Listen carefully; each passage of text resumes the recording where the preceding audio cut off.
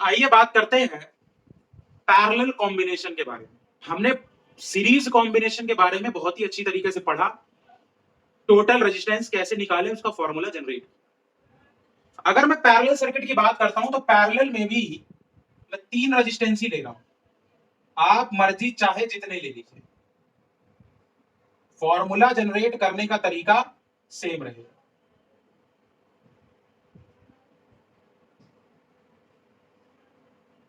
ये 3 रेजिस्टेंस ले लिए, R1, R2, R3,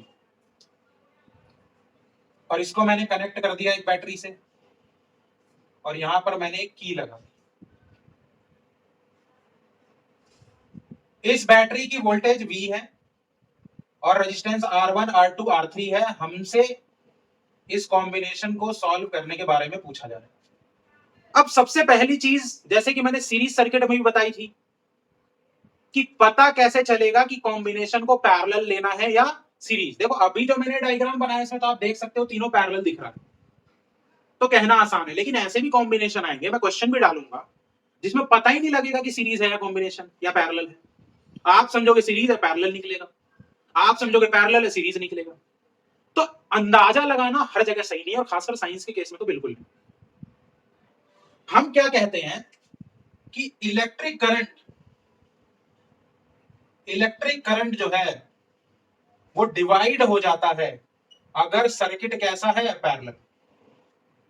क्यों? क्योंकि करंट फ्लो कर रहा है पॉजिटिव टर्मिनल से नेगेटिव टर्मिनल की ओर। हाँ बोलना पड़ेगा। अब सोचिए जब करंट इस जंक्शन पॉइंट पर आया तो उसके सामने 3 रास्ते हैं और वो तीनों रास्तों पर फ्लो करेगा। अब जब वो तीनों रास्ते पर फ्लो करेगा तो इस जंक्शन पॉइंट पर करंट बढ़ जाएगा। हम ये मानेंगे कि सर्किट में करंट कितना जा रहा है, आई। जब वो यहां बटा तो R1 में कितना करंट गया, I1, R2 में गया I2, और R3 में गया I3। और सेम करंट आगे आके इस जंक्शन पॉइंट पर मिल गया तो यहां फिर करंट कितना हो जाना चाहिए, I हो जाएगा, क्योंकि सर्किट में वही फ्लो करेगा। एमीटर लगाएंगे तो रीडिंग सेम निकल के, यानी अगर करंट हो रहा है डिवाइड तो मेरे बच्चों सर्किट कैसा है, पैरेलल है। दूसरा क्या आता है, इलेक्ट्रिक पोटेंशियल। इलेक्ट्रिक पोटेंशियल जिसको हम क्या बोलते हैं, वोल्टेज। क्या बोलते हैं, वोल्टेज। और जो वोल्टेज रहती है पैरेलल सर्किट में वो क्या रहती है, सेम। यही रीजन है कि घरों में, ऑफिस में, हॉस्पिटल में, दफ्तरों में, हर जगह आपको पैरेलल सर्किट देखने को मिलेगा। आप अपने घर में नोटिस करिएगा कि पूरे घर के जो लाइट, पंखे, जितने भी अप्लायंसेस होते हैं सब सेम वोल्टेज पे चलते हैं, क्योंकि सारा जो कॉम्बिनेशन है वो पैरेलल कॉम्बिनेशन। करंट बढ़ जाता है, यानी जिसको जितना करंट चाहिए वो उतना ही करंट ले रहा है अकॉर्डिंग टू देयर कैपेसिटी। तो चीजों के खराब होने के चांसेस बहुत कम हो जाते हैं। समझ में आ रहा है कि लाइक ठोकना तो बनता है, कमेंट करना बनता है, और चैनल पर नए हैं तो सब्सक्राइब करके घंटा दबाइए। अब पोटेंशियल सेम है, करंट बढ़ गया, हम मान लेते हैं कि सबको कितनी वोल्टेज मिल रही है, V। तो जो बटे उसी पे फॉर्मूला बनाओ। क्या total current I1, I2, I3 के सम के बराबर होना चाहिए। हमने बताया भी यहां से I गया, यहां बट गया और फिर I आया। लेकिन जब मैं ओम्स लॉ लगाऊं, ओम्स लॉ इसलिए बोला था सबसे इंपॉर्टेंट है, ओम्स लॉ लगाऊं तो I बराबर फॉर्मूला क्या बनता है, V अपॉन R। अब मुझे एक बात बताओ, ये I क्या है, I है इलेक्ट्रिक करंट जो किसमें फ्लो कर रहा है, सर्किट में, यानी टोटल करंट। तो जो V यहां लिखा गया है वो भी क्या होना चाहिए, इलेक्ट्रिक पोटेंशियल, किसकी, पूरे सर्किट की जो वोल्टेज है, यानी ये बैटरी वाली। तो R भी क्या होना चाहिए, R होना चाहिए हमारा टोटल रेजिस्टेंस, किसका, सर्किट का। और क्योंकि सर्किट पैरेलल है तो मैं डिनोट करूंगा RP से, ताकि समझना आसान हो जाए। तो यहां लिख दूंगा I की जगह V अपॉन RP। तो बताओ I1 यानी पहले रेजिस्टेंस में कितना करंट गया, V अपॉन R1, क्योंकि वोल्टेज तो सेम है। दूसरे में गया V अपॉन R2, तीसरे में गया V upon R3 and so on. यानी अगर रेजिस्टेंस और होते तो इसी तरीके से वो कॉम्बिनेशन चलता। पूरे के पूरे इस सीरीज में V कॉमन दिखाई दे रहा है, तो क्या बच गया, 1/R1, 1/R2, 1/R3 and so on. V से V गया तो अगर मैं इस फॉर्मूले को देखूं तो 1/RP बराबर क्या आ गया, 1/R1, 1/R2 and 1/R3 and so. और यही है टोटल रेजिस्टेंस इन पैरेलल निकालने का फॉर्मूला। समझ में आ रहा है?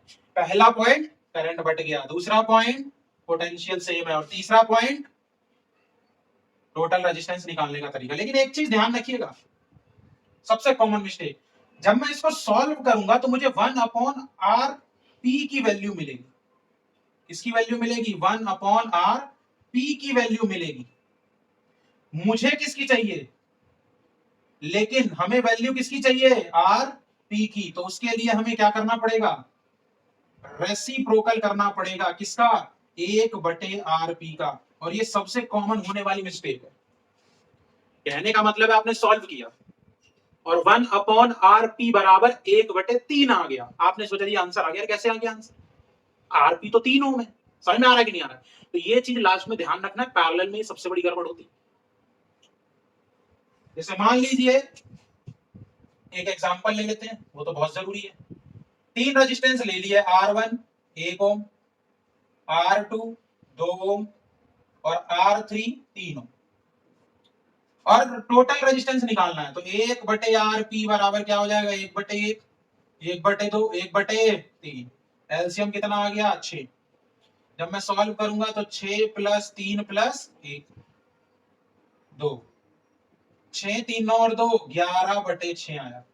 आया कि नहीं आया? लेकिन ये वैल्यू किसकी है? RP की। तो RP की वैल्यू कितनी हो जाएगी? 6/11। आप देख रहे हैं कि मैंने रेसिप्रोकल किया। उम्मीद करता हूं कि आपको ये बहुत ही अच्छी तरीके से समझ में आ रहा होगा।